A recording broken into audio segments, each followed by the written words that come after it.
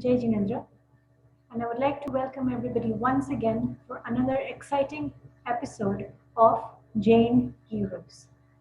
As you all know, my name is Komal Shah, and I'm tuning in from Nairobi, Kenya.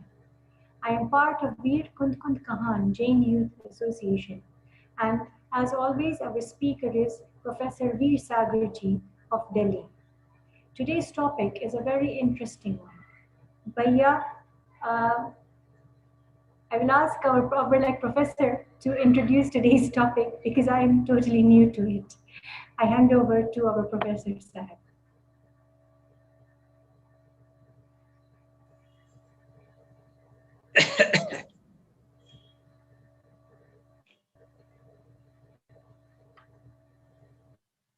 मोक्षमार्गस्य नेतारं भित्तारं कर्मभूभृतां ज्ञातारं विश्वतत्त्वानां वन्दे तद्गुणलब्धये वन्दे तद्गुणलब्धये। हमारा आज का विषय है भैया भगवती दास जी, कविवर पंडित भगवती दास जी। देखो, हम जो चर्चा कर रहे हैं वो सारे कवि लगभग एक ही समय के हैं। हमने बनारसी दास जी को समझा, भूधर दास जी को समझा, दौलत राम कासलीवाल जी को समझा, भागचंद जी को समझा। हम हिंदी के पुराने जैन विद्वानों को समझ रहे हैं, क्योंकि इनका हमारे ऊपर बहुत उपकार है। यदि कोई गहराई से अध्ययन करे तो उसको ये बात अच्छी तरह समझ में आएगी कि यदि ये मध्यकाल के कवि नहीं होते तो आज हमको जैन तत्व ज्ञान की प्राप्ति नहीं होती। जैन धर्म का जो असली मर्म है वो इन कवियों ने ही हमको दिया है। क्या बताएं, समय इतना बदल गया तेजी से। नहीं तो आज से करीब 800-900 वर्ष पहले तक यहाँ इसी धरती पर बहुत बड़े बड़े निर्ग्रंथ दिगंबर संत विचरण करते थे और वे जैन शास्त्रों की रचना करते थे और हमको जैन तत्व ज्ञान की प्राप्ति होती थी। लेकिन 11वीं-12वीं शताब्दी के बाद दिगंबर निर्ग्रंथ संतों का होना बंद हो गया। काल का प्रभाव कहिए कि कुछ भी समझिए, परिस्थितियां बहुत विपरीत हुई। चारों तरफ कम से कम भारतवर्ष में धीरे धीरे अज्ञान और अंधविश्वास बढ़ता चला गया। राजनीति में भी बहुत गंदगी फैल गई और उसके कारण धार्मिक क्षेत्र में, समाज में चारों ओर बहुत विकृतियां फैलती चली गई, बढ़ती चली गई। ये 400 वर्ष कम से कम बहुत ज्यादा विकृति धर्म के क्षेत्र में फैली। 16वीं शताब्दी में जाकर पंडित बनारसी दास एक ऐसे युग पुरुष हुए कि उन्होंने सारे युग की धारा बदल दी। वे समझ गए कि जैन धर्म जैसे वीतरागी धर्म में भी किस तरह अज्ञान और अंधविश्वास घुस गया है, और उन्होंने जैन दर्शन का मूल प्राप्त कर लिया।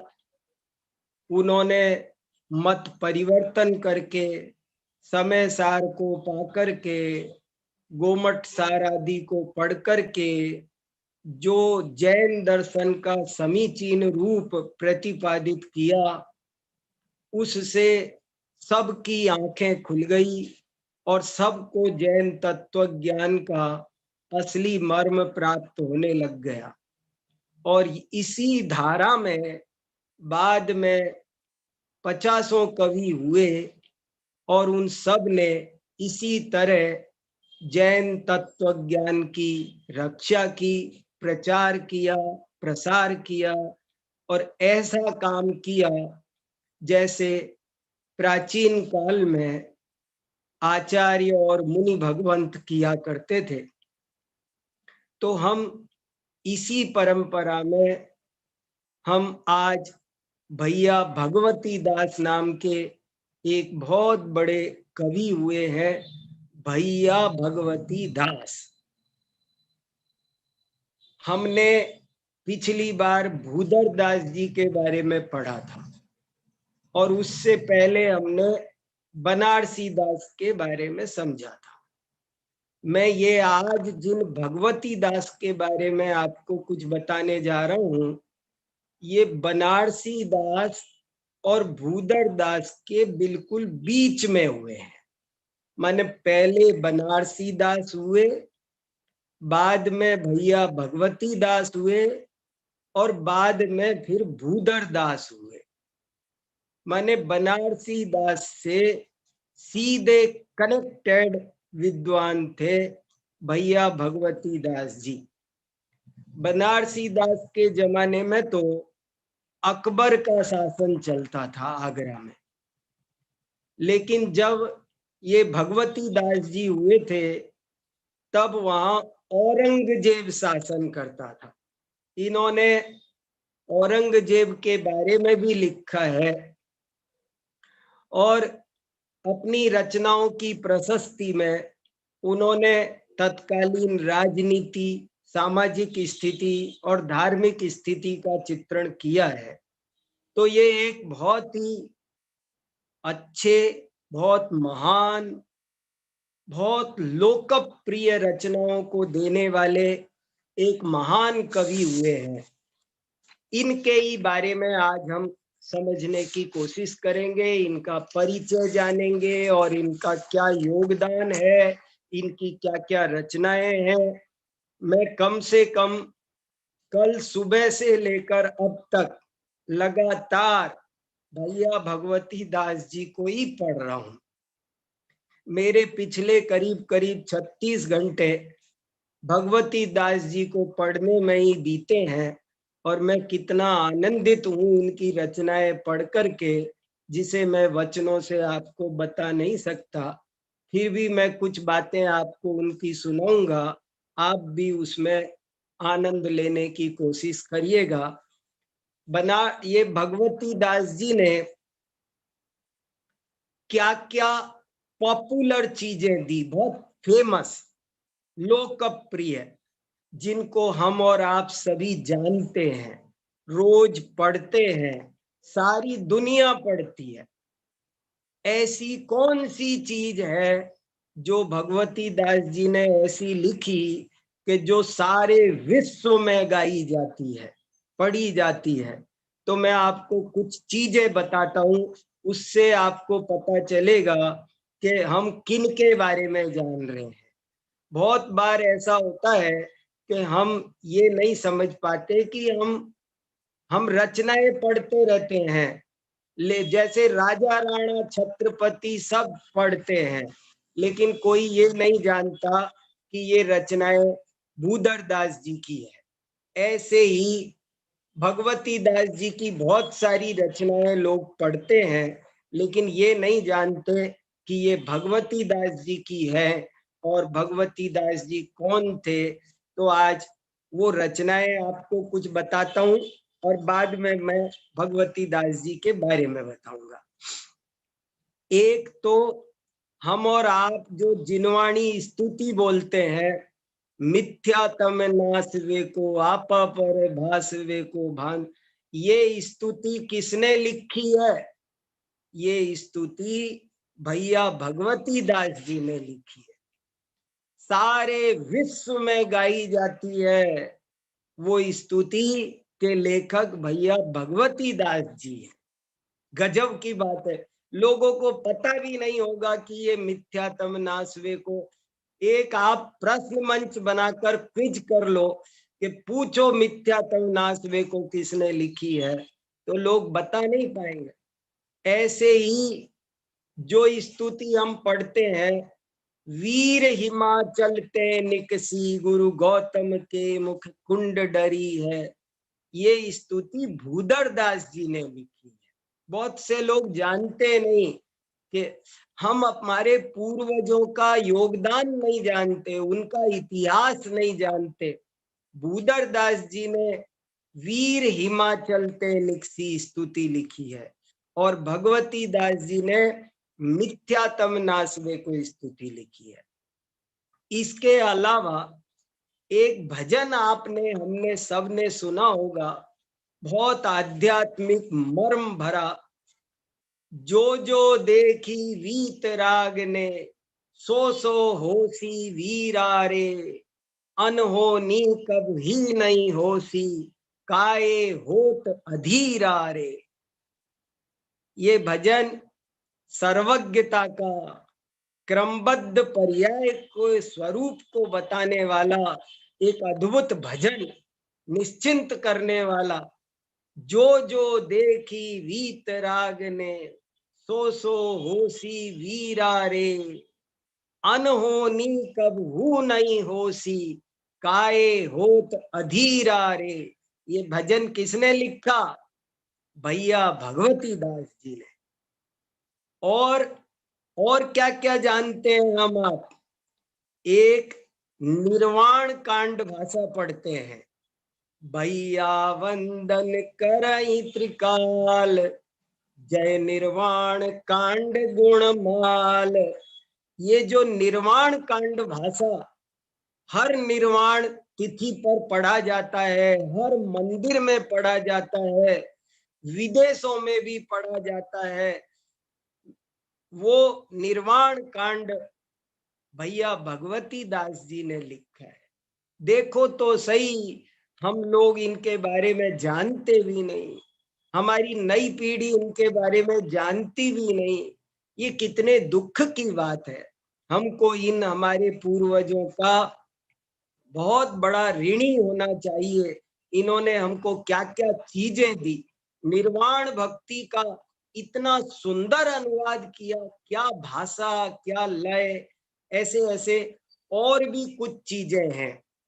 एक आपने देखा होगा मधु बिंदु चौपाई, आपने हर मंदिर में एक चित्र देखा होगा कि एक आदमी वट वृक्ष के लटक रहा है और हाथी उस वट वृक्ष को हिला रहा है, ऊपर दो चूहे सफेद और काले उस जड़ को काट रहे हैं, नीचे कुआं है जिसमें 5 सांप है।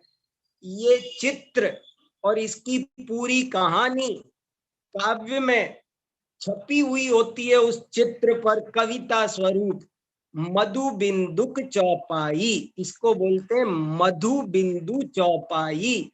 ये मधु बिंदु चौपाई के लेखक भी, एक रचनाकार कवि भी भैया भगवती दास जी है।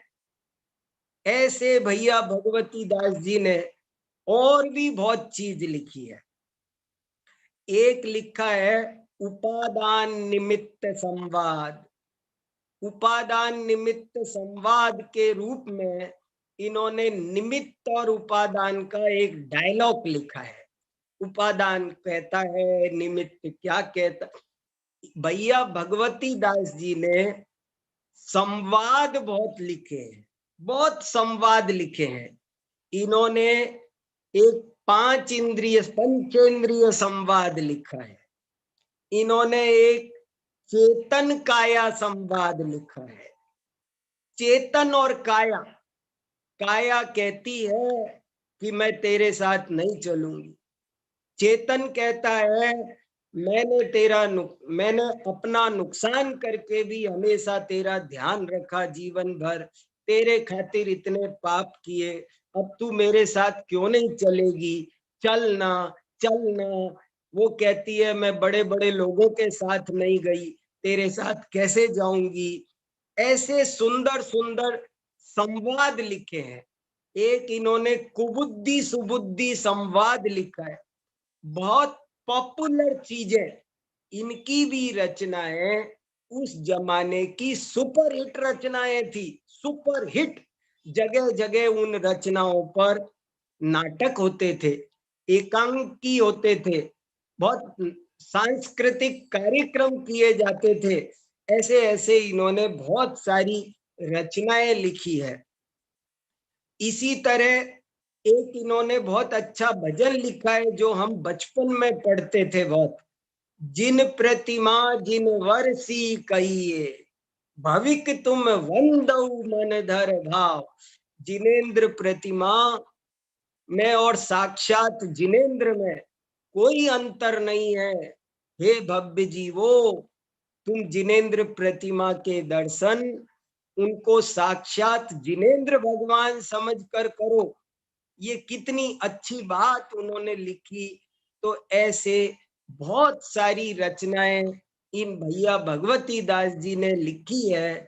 तो जिन्होंने इतनी बढ़िया बढ़िया रचनाएं लिखी हो, हमको दी हो, उन भैया भगवती दास जी के बारे में हमको जिज्ञासा होना स्वाभाविक है कि ये कौन थे, कब हुए, कहाँ हुए, क्या इनका जीवन परिचय है, इन्होंने और क्या क्या लिखा।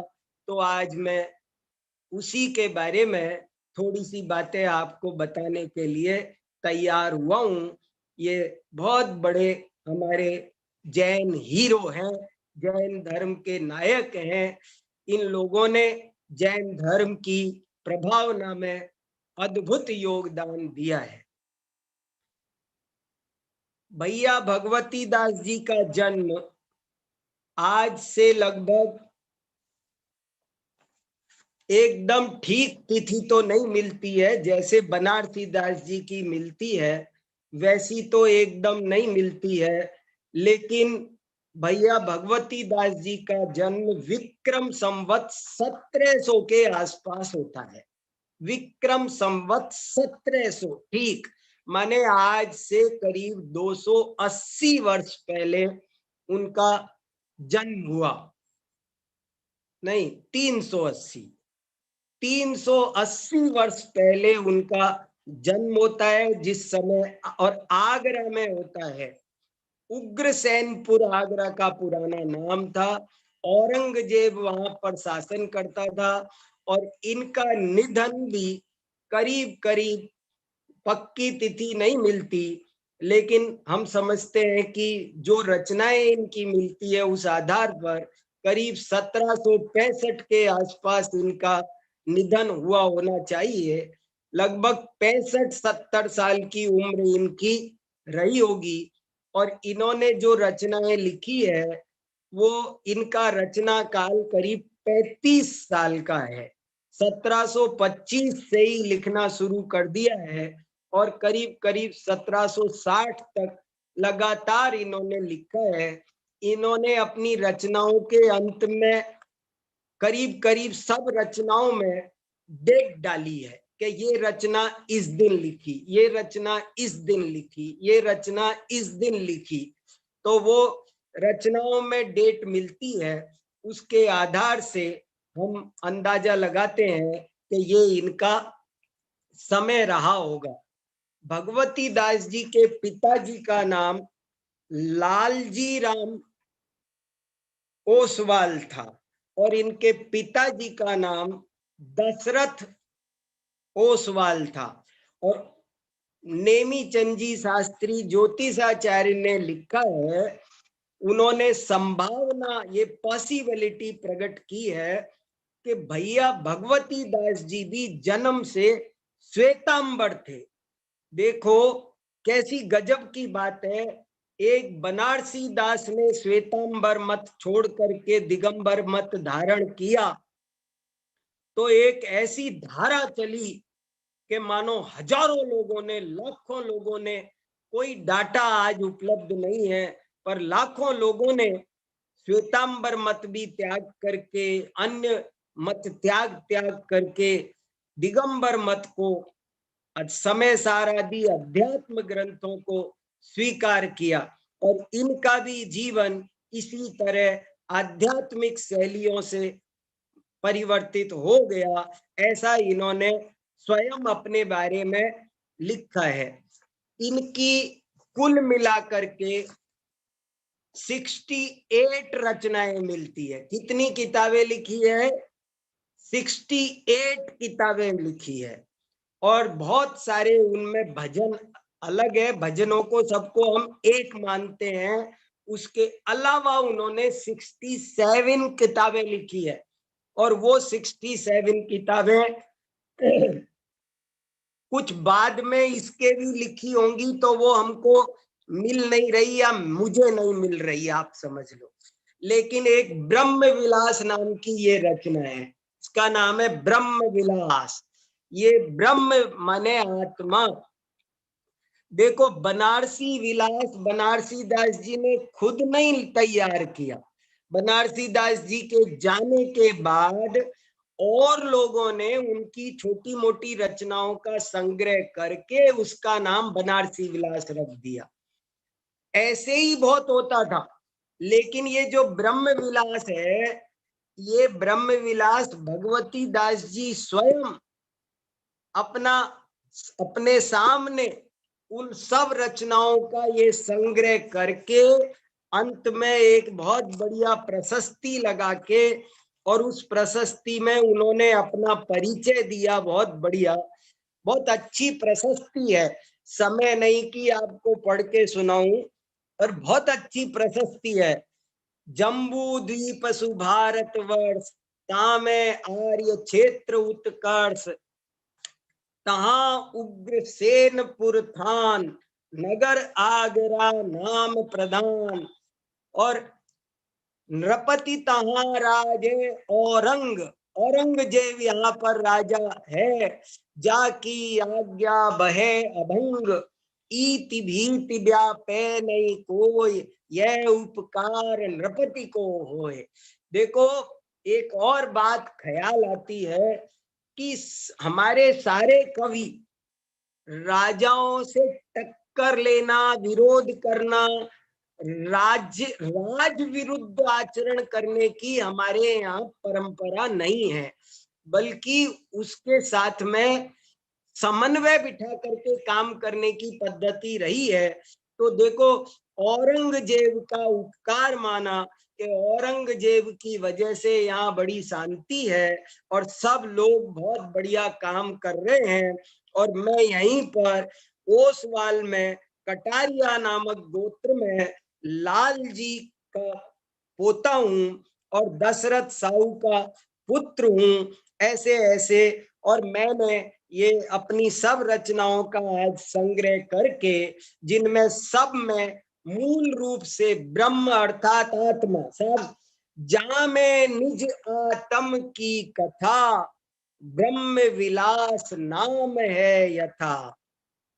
इसमें निजात्मा की कथा है, इसलिए ये ब्रह्म विलास में इसका नाम रखता हूं। और फिर क्या लिखा?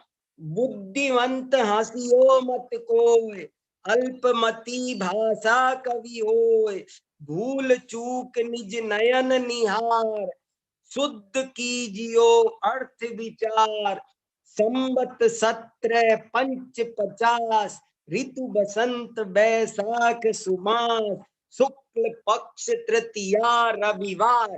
देखो, आज भी रविवार है और रविवार के दिन ही ये ब्रह्म विलास उन्होंने तैयार किया था। और मैं मंद बुद्धि हूं, अल्प बुद्धि हूं, कोई हंसना मत, लेकिन उन्होंने बहुत बढ़िया बढ़िया अपनी 68 रचनाएं उन्होंने तैयार करके दी। भैया भगवती दास जैसे बनारसी दास जी एक दफे तुलसीदास से मिले थे, मैंने आपको बताया, और उन्होंने रामचरितमानस पर प्रतिक्रिया लिखी। ऐसे ही भगवती दास के जमाने में एक हिंदी का बहुत बड़ा कवि था केशवदास। केशवदास उस समय बहुत छाया हुआ कवि था, सुपर हिट। तो केशव दास का और भगवती दास का मिलन हुआ था और केशव दास ने एक रसिक प्रिया नाम की किताब लिखी थी। श्रृंगार की किताब है, रीति काल का कवि है वो। श्रृंगार की रचना थी उसमें, नारी के श्रृंगार की। तो वो रचना लिख करके उन्होंने दी थी। तो भगवती दास जी ने उस पर भी छंद लिख करके दिया था। वो छंद भी इसमें है। मैं आपको 1 मिनट लगेगा पर सुना देता हूं, बहुत अच्छा है। देखो क्या लिखा, देखो कैसी शिक्षा। केशव दास को कहा, अरे केशव दास जी, आपने ये क्या लिखा श्रृंगार की रचना। आपने खुद भी पाप बंद किया और बहुत लोगों को पाप बंद करने में ये निमित्त बनेगी। आप कोई ज्ञान प्रिया लिखते तो बहुत अच्छा रहता। ये क्या आपने रसिक प्रिया लिखी। देखो क्या लिखा उन्होंने, टिप्पणी लिख के दी।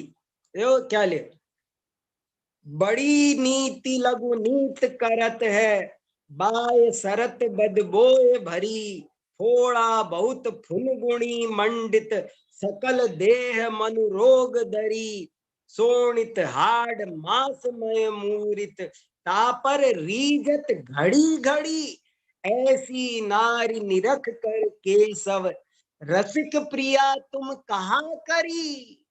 अरे ये जो सप्त धातुमय असुचि शरीर नारी का, तुम इस पर इतना रीझ रहे हो, इतना तुम ज्ञान स्वभावी आत्मा पर रीझते, उस पर कविता करते तो तुम्हारा और जनता का उद्धार होता। ऐसे उन्होंने उनको लिख करके दी थी। इसमें रचनाओं को पढ़ने से पता चलता है, कहीं कहीं उन्होंने कुछ प्रासंगिक बातें भी लिखी है।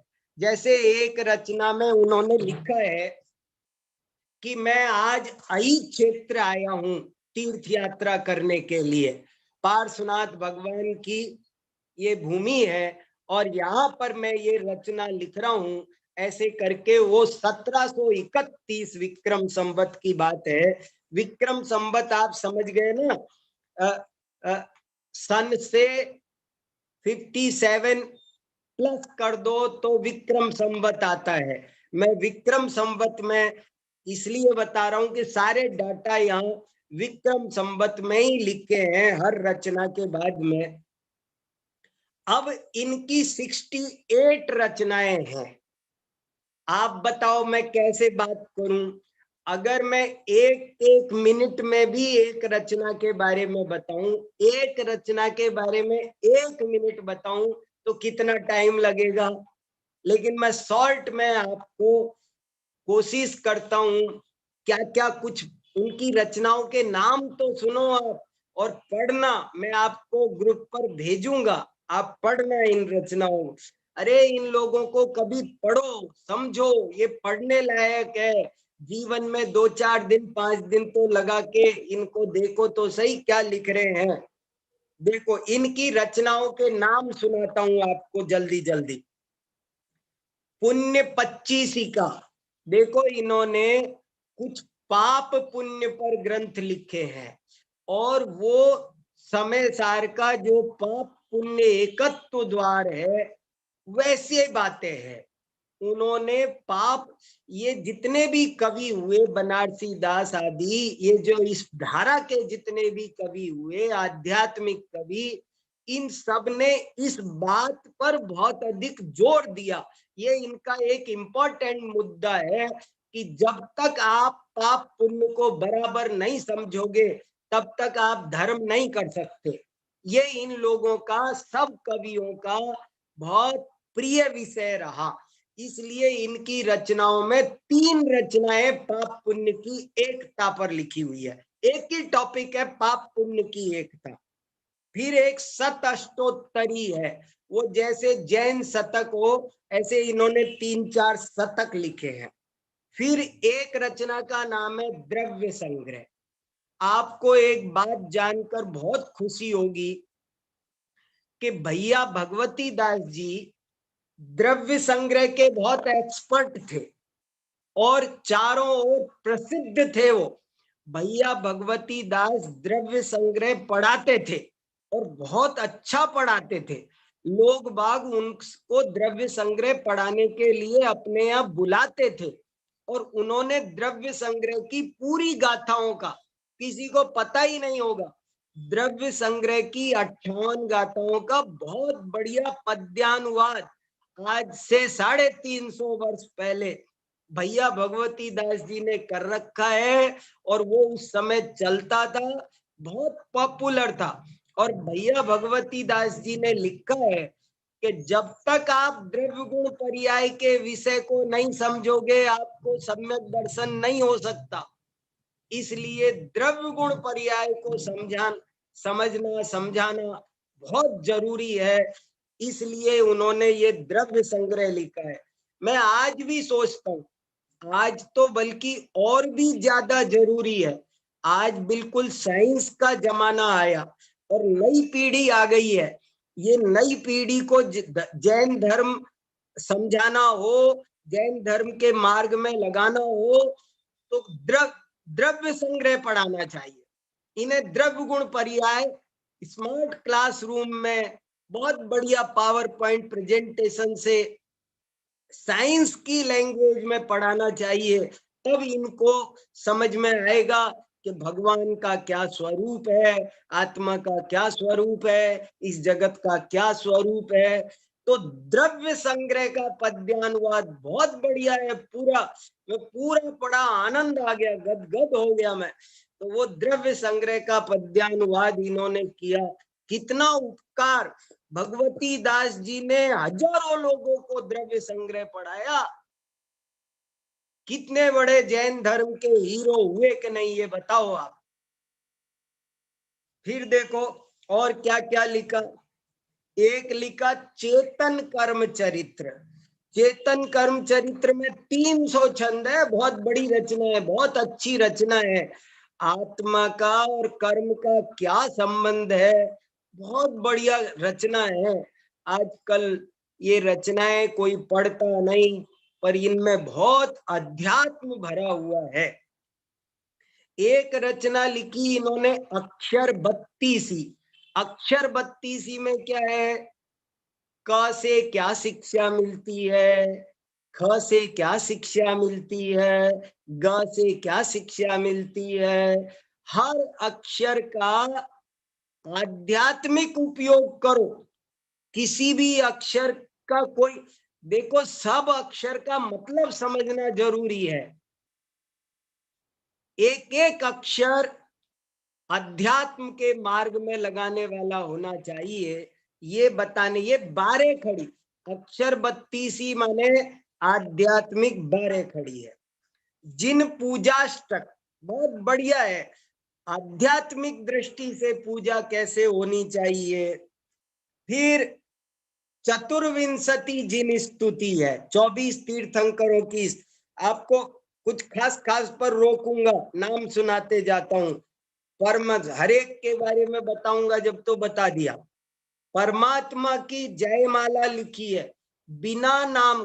परमात्मा की जयमाला माने व्यक्ति प्रधान नहीं, नाम प्रधान नहीं, गुण प्रधान। जो वीतराग सर्वज्ञ हो वो परमात्मा है, उस पर जयमाला लिखी है। फिर तीर्थंकर जयमाला लिखी है, फिर मुनियों की जयमाला लिखी है। इन सारे जो ये कवि हुए बनारसी दास परंपरा के, उनकी एक और विशेषता थी कि ये मुनि किसे कहते हैं ये भी इन्होंने ठोक ठोक कर जनता को बताया कि जिसके तन पर एक तार भी है वो मुनि नहीं हो सकता। सच्चे मुनि कैसे होते हैं इसका स्वरूप बताने, ऐसे साधु सुगुरु कब मिले, मुनि धर्म का स्वरूप बताना और मैं कब मुनि बनूंगा ऐसी भावना भाना इन कवियों का बहुत प्रिय विषय है। तो इन्होंने मुनियों की जयमाला पढ़ो तो रोम रोम आनंद। लोग इनको मुनि विरोधी कहते थे, लेकिन ये मुनियों के ऐसे दासानुदास, ऐसे भक्त इनके, तो ऐसी मुनियों की जयमाला लिखी है। पढ़ने लायक है। पार्श्वनाथ स्तुति लिखी, शिक्षावली, परमार्थ पद पंक्ति एक लिखी है इन्होंने, गुरु शिष्य प्रश्नोत्तरी, गुरु शिष्य आपस में संवाद करते हैं, बहुत बढ़िया कविता है, अच्छे अच्छे प्रश्नोत्तर है। एक रचना का नाम है मिथ्यात्व विध्वंस चतुर्दशी, मिथ्यात्व का नाश कैसे हो इस पर रचना है। एक रचना का नाम है जिन गुण माला, एक रचना का नाम है स्वाध्याय। देखो रचनाओं के नाम देखो, एक रचना का नाम है गुण मंजरी, एक रचना का नाम है लोकाकाश क्षेत्र प्रमाण। एक और खास बात है कि ये जितने भी बनारसी दास परंपरा के कवि हुए, इनके जीवन में आगम और अध्यात्म का बड़ा समन्वय मिलता है। ये लोग समय सार पढ़ करके बनारसी दास स्वच्छंद हुए थे, गोमठ सार पढ़ करके फिर ठीक हुए थे। तो ये बाकी के सारे कवि कर्णान योग के भी बहुत अच्छे ज्ञाता होते हैं। अभी आप इसमें देखना, उनकी 5-6 रचनाएं कर्णान योग विषयक है, जिसमें से एक रचना आपको ये बताई लोकाकाश क्षेत्र परिमाण। ये 3 लोक का वर्णन है, उसमें 3 लोक के वर्णन पर एक रचना लिखी। फिर मधुबिंदक चौपाई, जो मैं अभी आपको बता रहा था, बहुत बढ़िया है मधुबिंदु चौपाई। वो आप कहानी समझ गए होंगे, हर मंदिर में मिलती है वो। मैं भी चित्र दिखाना चाह रहा था, ढूंढ के नहीं निकाल सका, नहीं तो आपको दिखाता हूँ। सिद्ध चतुर्दशी, सिद्धों की चतुर्दश, सिद्ध भगवान के स्वरूप का वर्णन है, जैसे सिद्ध भक्ति होती है। निर्वाण कांड भाषा, एकादश गुणस्थान, गुणस्थान प्रवेशिका लिखी है, गुणस्थानों का क्या स्वरूप होता है इस पर एक रचना लिखी है। कालाष्टक, काल द्रव्य का स्वरूप समझाया। उपदेश 25 का, उपदेश के बारे में इन्होंने क्या उपदेश की शैली है, क्या पद्धति है, जैसे मोक्ष मार्ग प्रकाशक का 8वां अधिकार है, वैसी ये रचना है उपदेश 25 का। नंदीश्वर दीप की जयमाला, नंदीश्वर दीप की जयमाला एक रचना का नाम है। एक रचना का नाम है बारे भावना, एक रचना का नाम है कर्म बंध के 10 वेद, कर्म की 10 अवस्थाएं, बंध, सत्व, उदय, उत्कर्षण, अपकर्षण, संक्रमण, निदत्ति, निकाचित, ये कर्म की 10 अवस्थाओं पर एक रचना लिखी है। देखो तो सही, सप्तभंगी वाणी, सप्तभंगवाद स्यादवाद पर एक रचना लिखी है। सुबुद्धि कुबुद्धि 24, सुबुद्धि कुबुद्धि का संवाद है, बहुत बढ़िया। सद्बुद्धि कुबुद्धि में क्या वार्तालाप होता है। अकृत्रिम चैत्यालय की जयमाला, अकृत्रिम चैत्यालयों का वर्णन है, एक रचना देखो।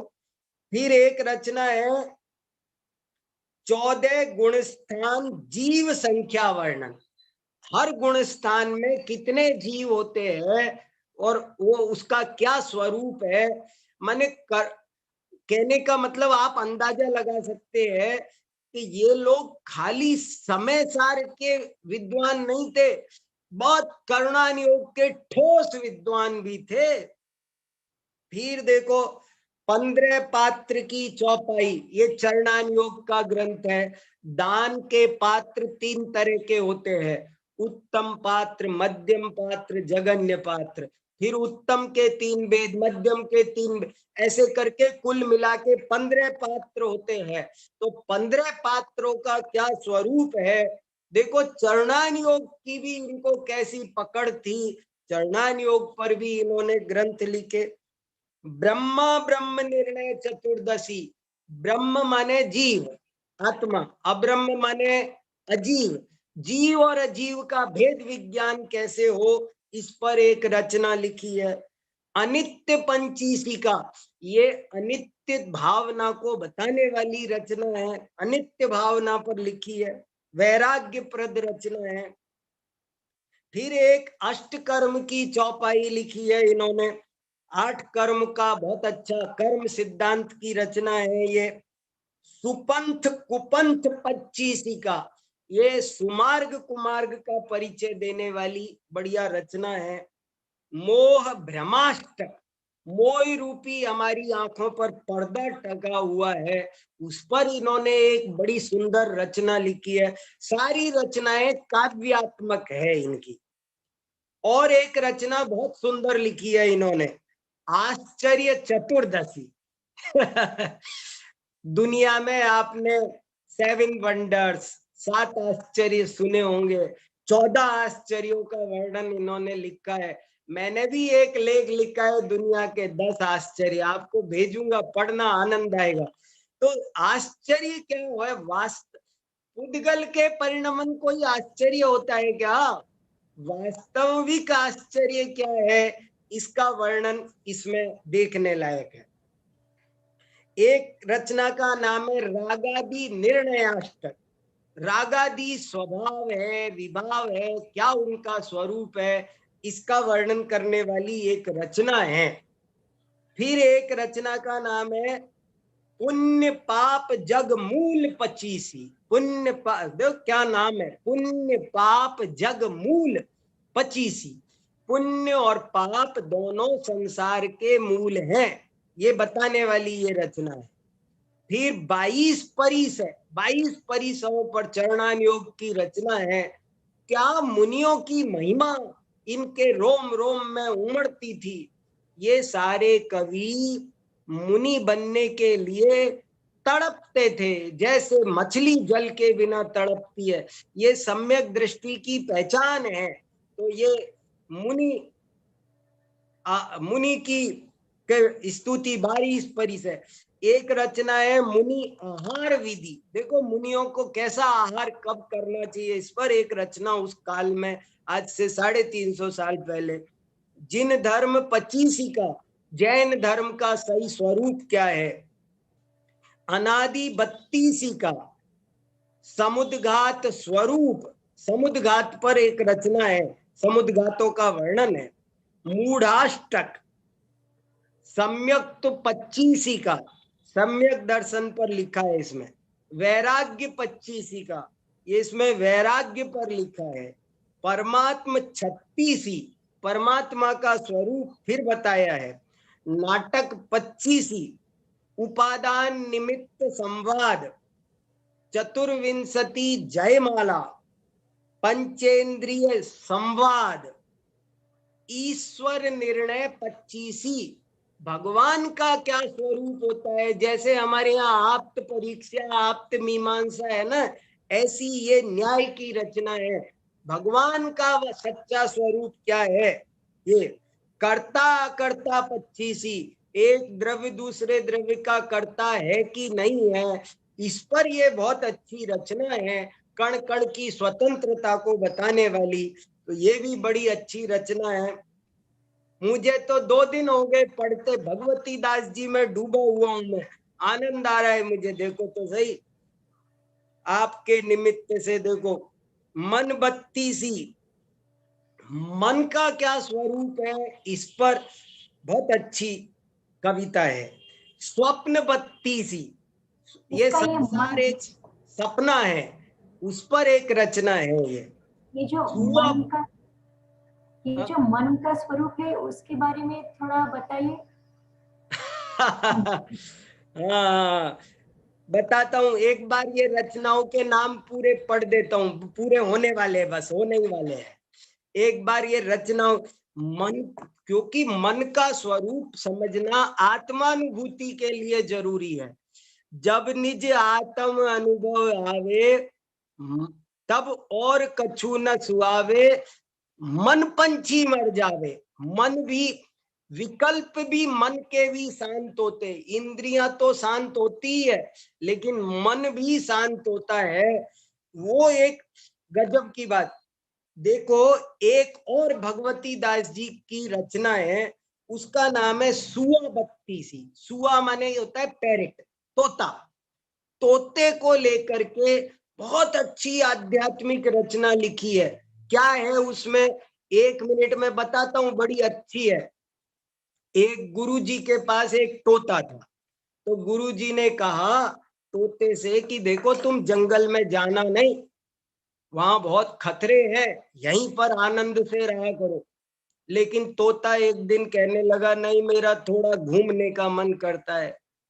ठीक है, जाना है थोड़ा यहीं ऊपर ऊपर घूम के आओ, ज्यादा दूर नहीं जाना, और अगर जाओ तो जंगल नहीं जाना, और जंगल चले जाओ तो मैं वहां तब तो समझाने आऊंगा नहीं, पूरा पाठ तो मुझे अभी समझाना पड़ेगा तुम्हें।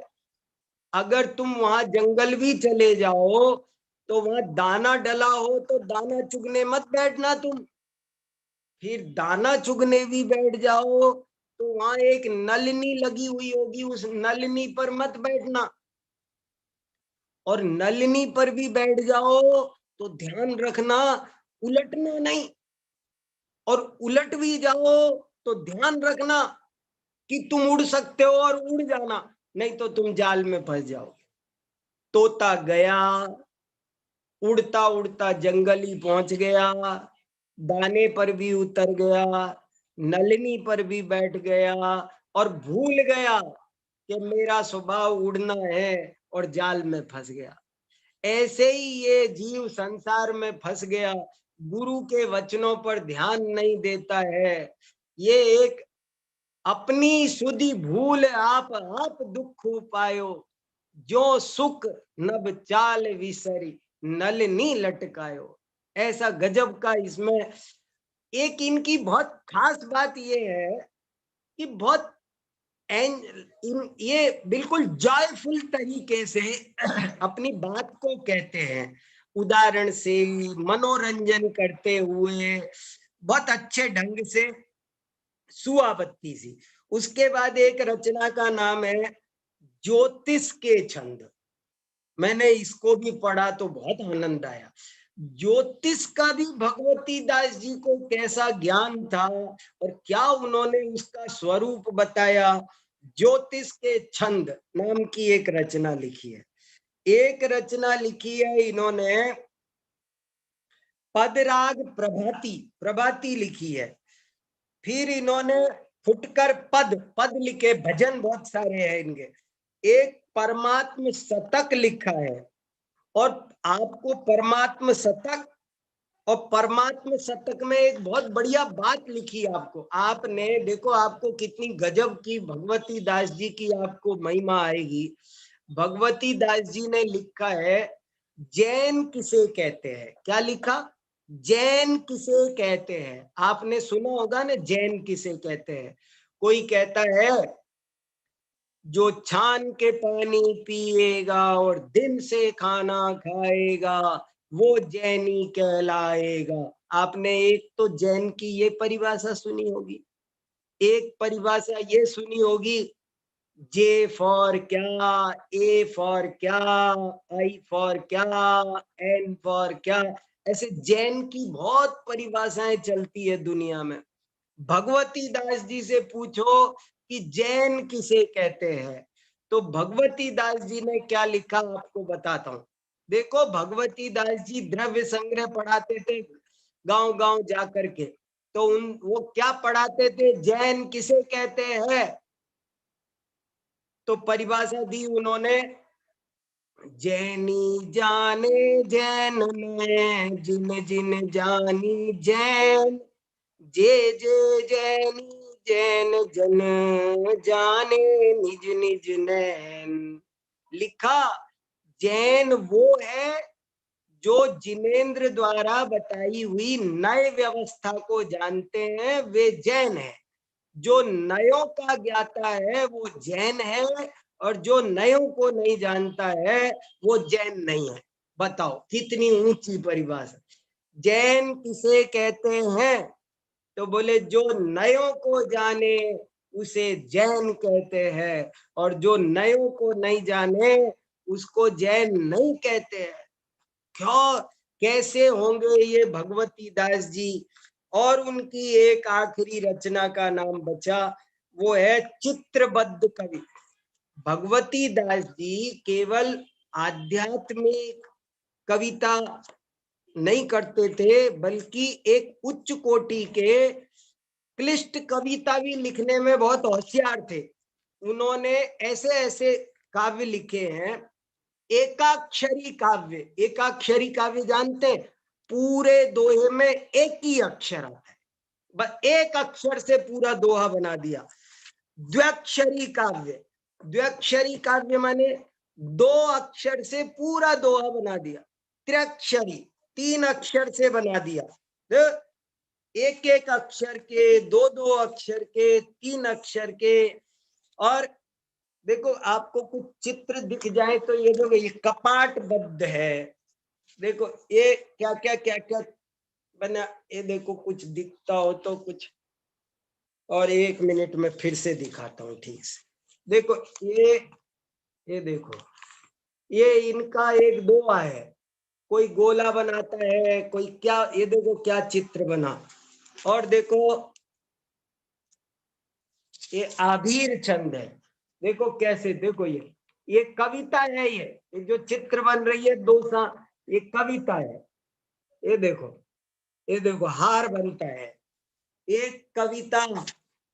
ये देखो क्या, ये कविता है। ये देखो, ये कविता है।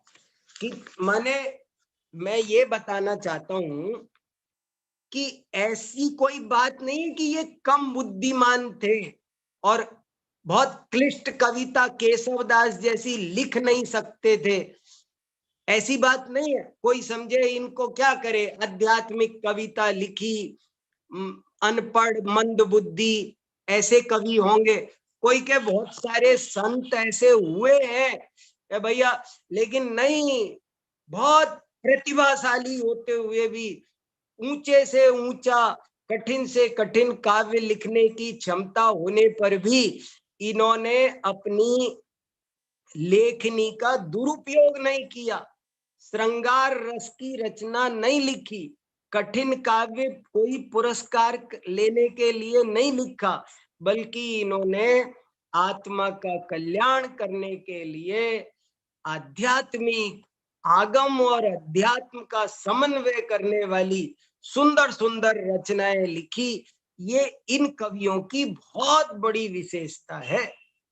कितनी सारी बातें आपको, ये तो मैंने आपको सिर्फ रचनाएं बताई है, और अगर इनमें से कुछ पढ़ के सुनो, 22 परिचय का क्या स्वरूप, पढ़ो तो बहुत आनंद आता है। कितने छंद, अद्भुत अद्भुत अद्भुत अद्भुत भजन इनके बहुत अच्छे। छांड दे अभिमान जियरा, छांड दे काको तू अरु, कितने बढ़िया बढ़िया इनके। देखो आपको, देखो एक छंद सुनाता हूं बहुत अच्छा।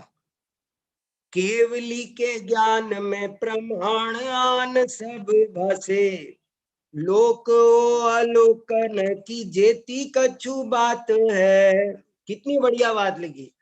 केवली के ज्ञान में प्रमाण आन सब भाषे, लोक अलोकन की जेती कछु बात है। अतीत काल भई है, अनागत में होएगी, वर्तमान समय की विदित यो विख्यात है।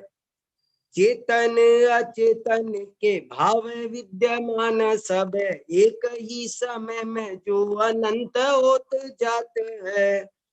ऐसी कछु ज्ञान की विशुद्धता विशेष बनी, ताको धनी ये हंस कैसे भी ले लात है।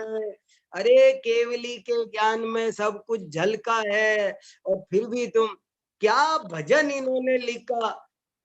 जो जो देखी वीतराग ने, सो होसी वीरा रे।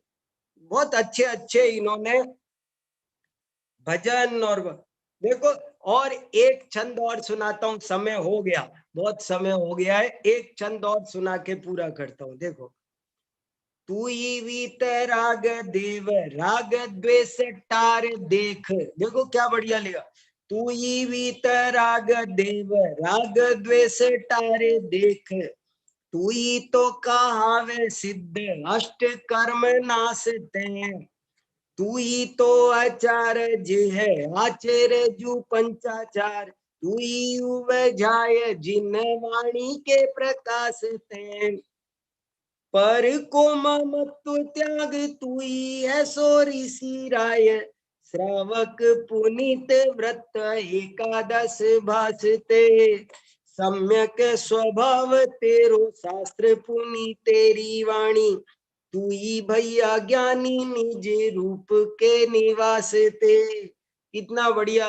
ये अर्यंत सिद्धादि सब आत्मा की अवस्था है। तू ही है सब कुछ, आत्मा को जानो। ऐसी बहुत बढ़िया आध्यात्मिक रचनाओं के प्रणेता भैया पंडित भगवती दास जी का बहुत ही अनंत उपकार हमारे ऊपर है।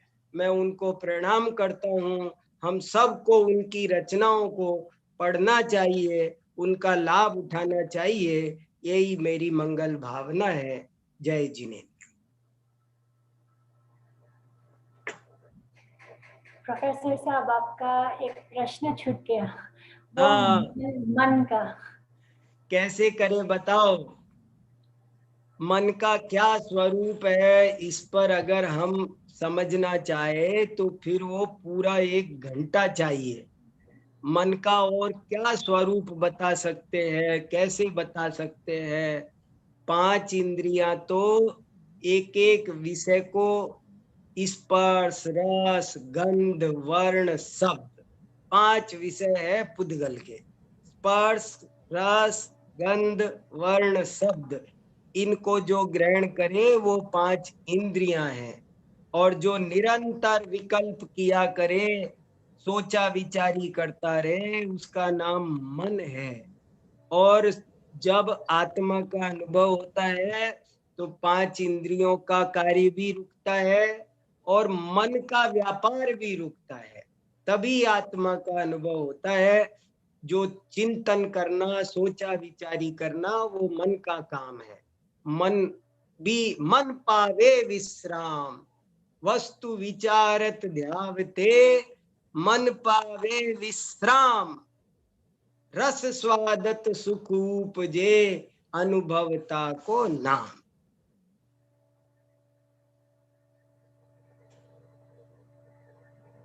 और एक और प्रश्न, ये थोड़ा ज्योतिष, जैन ज्योतिष के बारे में बहुत ही शॉर्ट में आप बता सकते हैं, क्योंकि ये जो निमित्तिक है वो हम कभी कभी उसको एकदम वो हम एक बाजू रख देते हैं, ये ज्योतिष जैसा कुछ नहीं, लेकिन है, ज्योतिष भी है। हाँ, तो थोड़ा उसका आप अगर बताएंगे तो। ठीक है। देखो, जैन ज्योतिष के नाम से मेरे 3 घंटे के 3 व्याख्यान यूट्यूब पर अवेलेबल है। अभी थोड़े दिन पहले ही मैंने जैन ज्योतिष पर 1-1 घंटे के 3 व्याख्यान किए हैं। तो वो 3 घंटे की बात तो अभी नहीं बताई जा सकती, लेकिन शॉर्ट में ऐसा है कि कुछ लोग ऐसा कहते हैं कि जैन धर्म में ज्योतिष ज्योतिष कुछ नहीं होता, जैन धर्म ज्योतिष को नहीं मानता। ऐसी बात नहीं है। जैन धर्म भी ज्योतिष को मानता है। ज्योतिष का मतलब होता है ज्योतिष मताम पदार्थानाम ज्ञानम ज्योतिष। जो ज्योतिषमान, जो सूर्य चंद्र ग्रह नक्षत्र, ये ज्योतिर्मान पदार्थ है।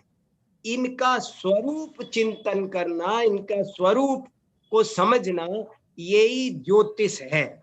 और इसके साथ में नाना प्रकार के निमित्त नैमित्तिक संबंध है, जिनवाणी में उनका ज्ञान कराया है।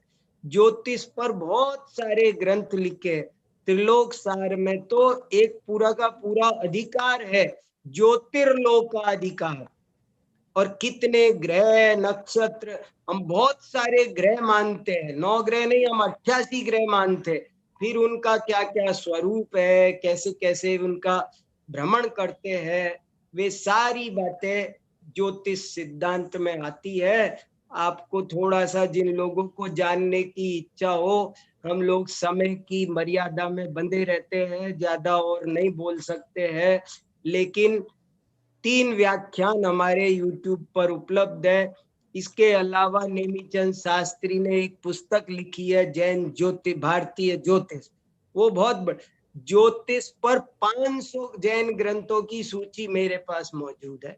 500 ग्रंथ जैन आचार्यों ने लिखे ज्योतिष पर और बहुत महत्वपूर्ण है। तिलोय पर्णत्ति में बहुत बढ़िया वर्णन आया है। जम्बूद्वीप प्रज्ञप्ति, सूर्य प्रज्ञप्ति, 3 तरह का ज्योतिष बताया है। एक कहते हैं गणित ज्योतिष, सिद्धांत ज्योतिष, एक होता है प्राकृतिक ज्योतिष, एक होता है फलित ज्योतिष। जो क्या उनका स्वरूप है, वो लंबाई चौड़ाई क्या है, वो गणित ज्योतिष है। उनका स्वरूप क्या है, वो प्राकृतिक ज्योतिष है। और उनके क्या निमित्त नैमित्तिक संबंध है, वो फलित ज्योतिष है। तो वो सब एक बार आपको देखना सुनना कभी अलग से शांति से पड़ेगा। जय जिनेंद्र भाई साहब। जय जिनेंद्र। ये जो भी वीर सागर जी भाई साहब के व्याख्यान हैं, वो आप YouTube पे वीर सागर जी का चैनल भी है, YouTube चैनल, तो आप उस पर जाकर के वो सारे प्रवचन सुन सकते हैं। तो जैन ज्योतिष के 3 व्याख्यान जो भाई साहब बता रहे हैं, वो आपको वीर सागर जी के YouTube चैनल पर भी मिल जाएंगे। जी धन्यवाद भाई साहब। Thank you. हाँ, आपने एक ओशवाल आपने ये बताया कि ये जो पंडित जी थे वो ओशवाल थे। हाँ। तो आपको ये सुनकर आश्चर्य होगा कि हम लोग भी ओशवाल हैं। मतलब हम लोग जो जैन इधर के हैं ना, नैरोबी के, हम सब ओशवाल हैं। और मुझे ये थोड़ा बहुत पता है, वो मैं आपको बताती हूँ कि ये जो ओशवाल है, हम लोग ओसिया गांव से है। मतलब हम लोग एक्चुअली राजपूत है, हम गुजराती नहीं है। अच्छा, तो श्वेतांबर है कि नहीं है? हाँ, हम लोग जैसे कि सब इधर पे जो भी दिगंबर जैन है, वो पहले बहुत पहले श्वेतांबर थे, फिर गुरुदेव के बाद सब दिगंबर हुए। इसका मतलब वाह, वेरी गुड। मतलब कि हम लोग भी ओशवाल है, राजपूत है, और हम लोग क्षत्रिय भी। वाह, तो हाँ, वेरी गुड। हाँ, तो हमें भी बहुत गर्व हुआ आज आपने इतना अच्छा व्याख्यान दिया, और ये ओशवाल शब्द जब आया तो बहुत अच्छा लगा सुन करके। तो आप भी हीरो हैं, हीरो। हम भी रानी है। हाँ, बिल्कुल सही है। बहुत बढ़िया, वेरी गुड। हाँ, तो आपका बहुत बहुत धन्यवाद। और बहुत बहुत ही अच्छा लगता है इधर नैरोबी के लोग से, लंदन से भी आपके बहुत ही अच्छे लाइक फीडबैक आता है कि सभी लाइक एक टाइम तो नहीं जुड़ पाते हैं, लेकिन बाद में सुनते हैं आपका प्रवचन और फीडबैक बहुत ही अच्छा आता है। तो आपका बहुत बहुत बहुत धन्यवाद कि आप इतना कीमती समय हम लोगों को देते हैं, समझाते हैं, और ये सब YouTube पे सेव हो जाएगा। आज नहीं तो कल बहुत लोग सुनेंगे, तो उसके लिए बहुत बहुत धन्यवाद। और आज का ये क्लास हम अभी इसको फिनिश करते हैं। नेक्स्ट संडे नहीं होगा क्लास, नेक्स्ट मंडे क्लास होगा। उसके लिए हम आप लोगों को पोस्टर भेज देंगे। Thank you. जय जिनेंद्र। जय जिनेंद्र।